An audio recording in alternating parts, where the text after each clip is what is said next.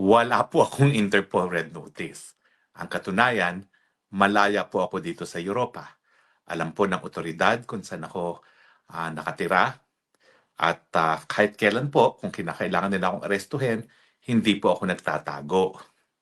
Pangalawa po, as of February 14, wala po talaga akong kahit anong red alert, red notice galing sa Interpol dahil chinek ko po yan. Chinek ko po yan sa Austrian authorities, chinek ko po yan sa Czech authorities, chinek po yan sa Slovenian authorities. Wala po. Ang red notice po ay hindi po yan arrest warrant. Wala pong bansa sa buong European Union na nagtatrato ng red notice ng Interpol bilang isang arrest warrant. Ito po ay isa ramang request na kung po pwede, provisionally, panandalian, arestuhin ang isang tao para ma-extradite doon sa requesting country. So, ang consistent jurisprudence po ng European Court of Human Rights, hindi po yan automatic na ini-enforce. Kinakailangan dumaan po yan sa hukuman ng mga bansa na rinirequestan na mag-aresto at pagdating po sa hukuman, titignan po ng hukuman kung meron nga bang political na motivation yung pag-include ng tao sa isang red notice ng Interpol. Pero ang sinasabi ko nga po, wala po ako sa red notice, so wala po talagang posibilidad na ako ay maaresto dahil nga sa red notice. At kung meron man, alam na alam naman po ng Austria dahil dito nga po pinirmahan ang Vienna Convention on the Rights of Refugees and Asylum Seekers na hindi ako po pwedeng mapadeport sa Pilipinas habang nakabinbin po ang aking asylum application.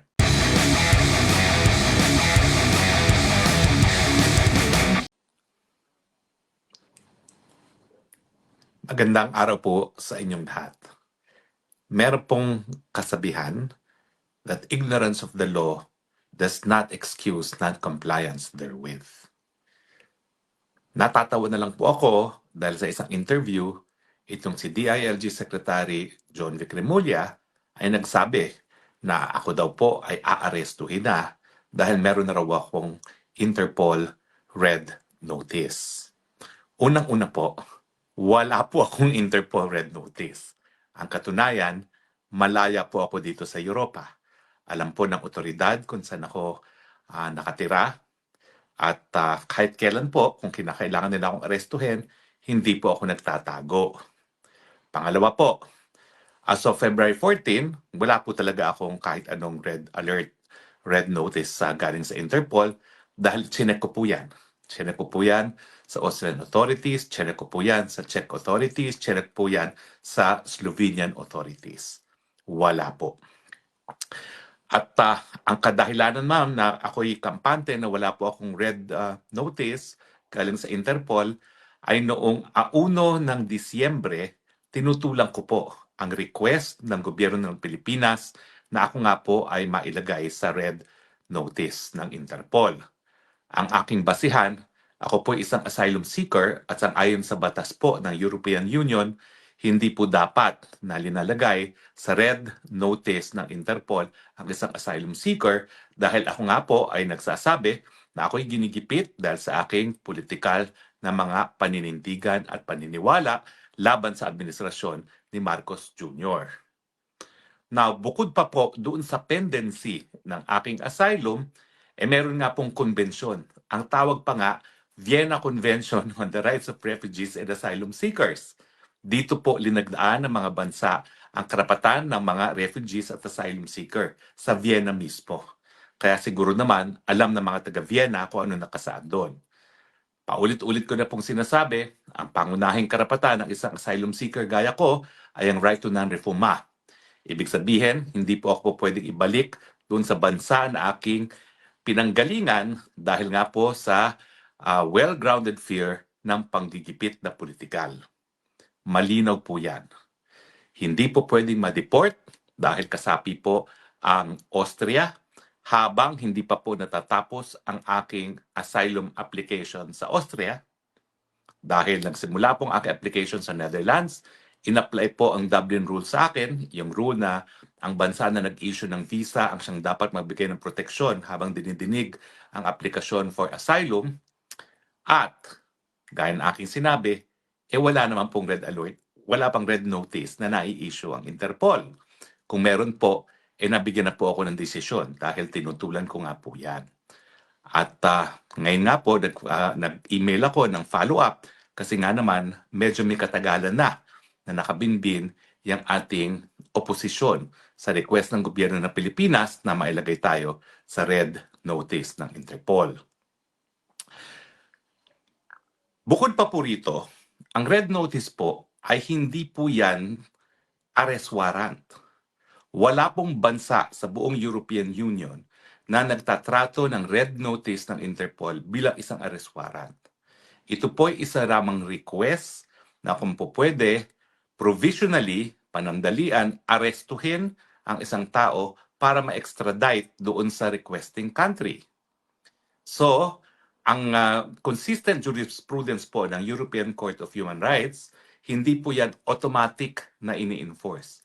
Kinakailangan dumaan po yan sa hukuman ng mga bansa na rinirequestan na mag-aresto at pagdating po sa hukuman, titignan po ng hukuman kung meron nga bang political na motivation yung pag-include ng tao sa isang red notice ng Interpol.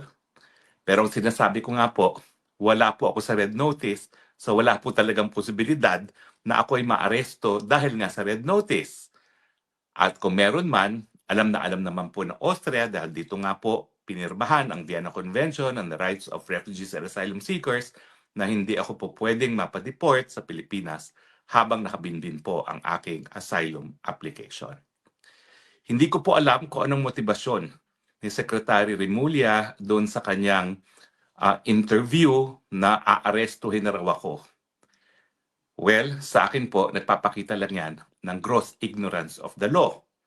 Alam ko po, hindi siya abogado, pero kung siya naman po ay magsasalita tungkol sa red notice ng Interpol, sana basahin muna ang rules, hindi lang po ng red ng Interpol mismo, kung hindi ang rules na rin ng European Union at ng Batas Austria bago magdeklara ng isang bagay na imposibleng mangyari sa ngayon, ang pagpapaaresto at pagpapadeport sa akin. Ulitin ko po, naninindigan ako, wala pong kahit anong ebidensya, wala man lang complainant laban sa akin dyan sa non-bailable na human trafficking. At ang dahilan nga kung bakit ako'y humingi ng asylum ay sinasabi ko na yung ganyang kaso na non-bailable ay isang kaso ng unjust prosecution. Nakadulog pa po ako sa kalihim ng Secretary of Justice doon sa aking tinatawag na petition for review na aking karapatan na questionin yung naging finding ng mga piskal na sigurado po akong ginipit para ako ay kasuhan dahil kilala ko po yung mga yan. At nung kami nagdidinig pa, umaattend pa ng mga pagdinig ng HUAD committee sa Kongreso, alam naman nila na walang kaebidensya laban sa akin. At least ebidensya na magsasapat para sa probable cause o di naman kaya yung reasonable likelihood of a successful prosecution sa hukuman. Malinis po ang konsyensya natin, and as God is my witness, wala po akong krimen, kahit anong krimen na ginawa sa aking buhay. Maraming salamat po sa inyong tiwala. Maraming salamat po sa inyong patuloy na pagtangkilik. Maging maingat po sa mga fake news, kahit sino pang nagpapakalat. And gaya na aking sinasabi, I love you, Philippines. You're the only country that I have. You're the only country that I love. God bless the Philippines. Salamat po.